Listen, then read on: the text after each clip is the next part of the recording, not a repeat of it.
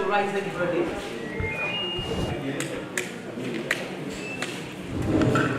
We have the rising verdict of these non-communicable diseases, and this means that there might be need that people are more aware of a lot of things going on. And for these not communicable diseases, really, a lot of them can be preventable. And that's why we want to talk about them. And if we consider, or if we think carefully, we would realize that, that's too fast, that's too fast. Don't let my slides go ahead of me, please. Okay, thank you. We have the rising costs for healthcare. So it is important. Why do you want to spend all your money? We know that even for our health insurance is not yet very effective. We know that what you earn, for most of us, especially if we've been working for a very long time, what you are earning 10 years ago, what you earn now may be higher, but it's just slightly. What you could purchase at that time is not exactly what you may be able to purchase now. So why would I want to spend all my money caring for health or in the hospital? So if I can prevent some things, then it is important I do this. Okay, next slide. So if we look at all of these things, now I call this the highest common factor. So I know a lot of us here, we don't like maths. I'm sure. If you like maths, let me see your hand. A lot of us. Yes, I like those people if you like maths. So a lot of people don't like maths, but don't worry, I'm not going to be talking maths. I'm only trying to remind us that when we're in primary school, they taught us that thing, LCM.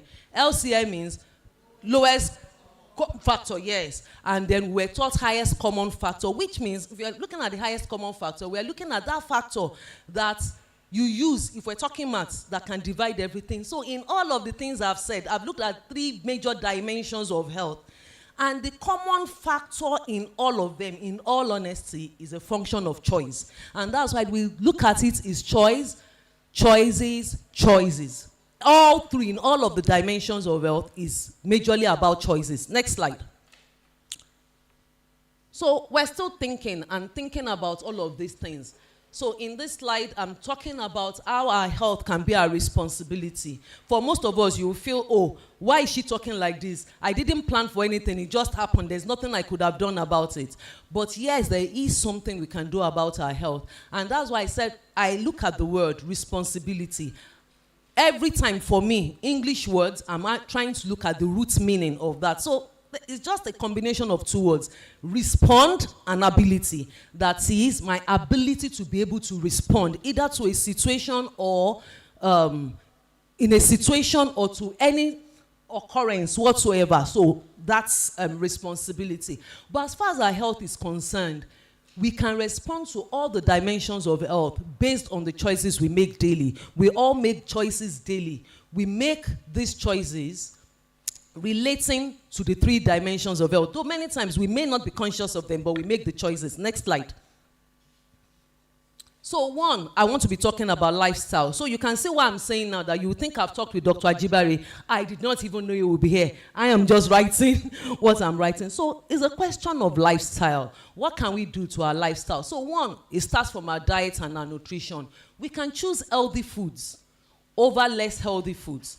What do I mean by that? So I start, let's control the portions of food that we eat. For some of us, it's like no boundary, no control. You just eat anything. And this is not really healthy. In all honesty, it's not. So I start from that. Then we can determine the quality of meals that we take. And what do I mean by quality? They don't necessarily have to be super expensive food. But what is the quality? For people that know me very well, Jumoke has been working with me. Have you ever seen me buy food on this compound? You cannot see me buy food on this compound. You can't. I don't buy food. I bring my food from home every day. Am I lying? Ask the people that have worked with me. They will tell you. Why? You enter that place, you go and buy the person's food. What do you think they are using for you? They'll go and buy a shop from the market. That if you enter the market, you will not buy by yourself. So why should I be eating trash?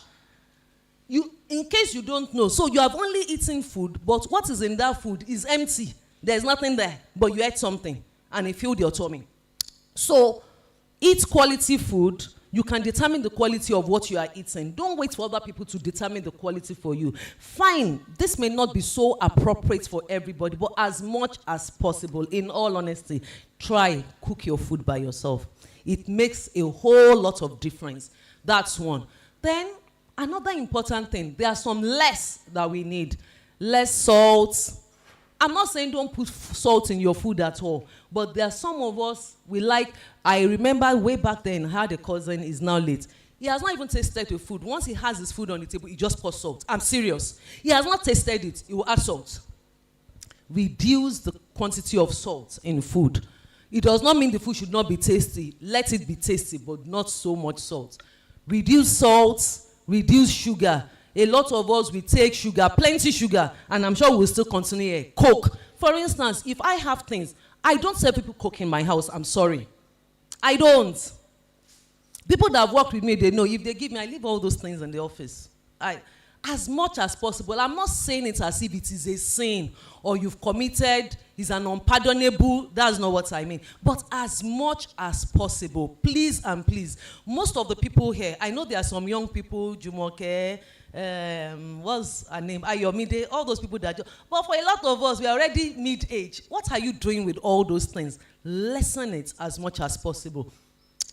Fatty meals, oils, and all of that, reduce a lot of those things. Let's reduce them. Highly processed food. Anybody in this hall, 40 and above, I'm not expecting, all those things that you love. Pizza, please bring them down. Bring it down, down and down and down. One of the things I did here, for instance, don't think I take sugar. It's not, I know people that don't take sugar. But I take it in the barest little quantity. And what have I done? I've just put some things because, in all honesty, especially the way we are brought up in this country, we all have sweet tooths, kind of. So one of the things I've done, I remember way back then when my children were a lot younger, and people come, maybe they've traveled, or people just come, they want to give you things, they bring lots of chocolates. Anything anybody brings to my house, chocolates, all those sweet things. First of all, I divide it to half. I dash other people. I will just, what's all these things? Ask the people in my office now, they bring chocolates. I'm always giving them. I don't give out. I'll say, yeah, take. I don't want. Not because I cannot take it. Maybe at times I'll just try take one. Things like chocolate, I have never bought it in my life. I have never. So what I will do instead, I know that I'm not saying I can never take it. Get me right. I leave it to the times people may give me and I take one. You know that way I've tried to reduce. I don't know if you get what I'm trying to say. I love it too. It's not like I don't love it, so please. I hope you get, I'm only trying to control myself. Do you understand what I'm saying? So I know I'm not going to enter any place. So I don't even know how much they sell them. I don't. I have never. What are the things that we need to do more? Vegetables. Please and please, we need plenty of vegetables. And when I'm talking about vegetables here, I'm not necessarily talking about tete, shoko, and all of that. Not necessarily. Even a lot of other things, like if you take sweet potatoes, all of those things, they are actually vegetables. I hope you know, yeah, they are vegetables. So they are, we could call them like starchy vegetables instead. So we could take that, more of fruits, and a way to help us, please, for everybody here, especially if you are 40 and above, I recommend the daily recommended portions of fruits and vegetables we're to have daily is 5. But even if you can't have 5, I understand how this thing can be. Just try as you are going on, buy fruits. As you are going on, buy something that you know can benefit you. It will help you. So for me, I don't even take all those if I'm going. If I say, okay, please stop. Let me buy this and this. Do you understand? But for me, I may not take 5 portions every day, in all honesty, but I take vegetables every day. You can't take that away from me. For people that know me, I'm a kind of person, I enter market, I'll buy vegetables, even all those who go, 11,000. Ask the people in my office now, they'll say, are you doing party? I'll say, I'm not doing party, but that's the way I want it to be. So eat lots of vegetables, eat plenty of fruits daily. Next slide. Activity. Please and please, we need to engage in activity. We need to engage in activity. Don't come to work and sit in one place. Move around, move around. Do a lot of moving. Climb the stairs. And usually we would encourage people engage in physical activity. Moderate physical activity about 90 minutes in a 90 to 150 minutes in a week. It improves your heart health, circulation, and all of that. It also helps in the management of stress. Not only that, in all honesty, if you engage in physical activity, when people complain that they have not been sleeping well, recommend this for them. You sleep well if you engage in physical activity. Then what are the social habits? That's number 3. We have social habits. Lifestyle. Things that we do. No, sorry, I'm still there. I'm still on that slide, Ezekiel. So, lifestyle, smoking, reduce it. Alcohol intake, reduce it. Substance use, and I'm sure you know the kind of substance I'm talking about. Whether I can't vouch that, because that substance thing is really so common now that you are surprised even when you see some people that are taking it. Whether it's cocaine, tramadol, all of those things reduce because they have their own effects on you. Then indiscriminate sex and unsafe sexual practices. Even the kind of things that go on in on this campus. You are surprised. But don't let me go into that because that is not. But please and please, let us take note of all of these things. Because once we can take note of those things, it will help us. We'll live a healthier life. Okay, next slide. Communication, connectedness, and integration. So one of the things, please, this slide is very important to me. Choose peace over proving to be right.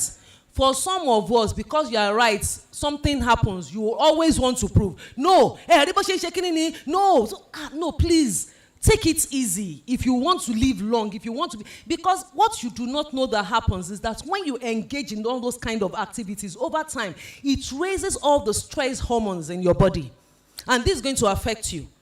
It's just going to affect you. In fact, for someone like me, I'm so sensitive. I don't even want to see anything horrid because I will just, at night, I won't be able to sleep. It's all those things that are playing back. I don't want all those things. So choose love over revenge. There are diseases that are associated with unforgiveness. People have provoked you. No matter what you do, people would provoke you.